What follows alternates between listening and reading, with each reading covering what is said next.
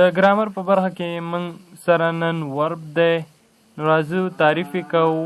ورب از ا ورډ یو کلمه ده which show کوم چې ښایي ان اکشن یو عمل state حالت اور being یا موجودیت ښایي موږ. Verb is divided in two parts.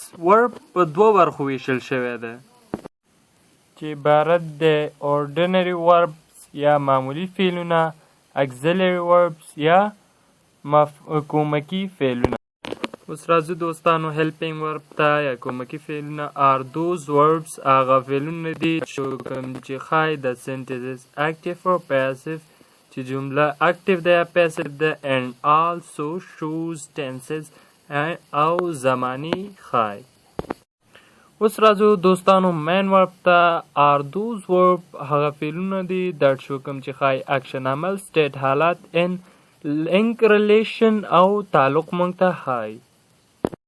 په لاندې جمله کې وایي چې کوم main verb دی او کوم helping verb دی. نو how much water does people drink؟ دا does چې زیړه کرښه ته تاو شوی دا helping verb دی او drink چې دی اسره کرښه چې ته تاو شوی دا main verb دی.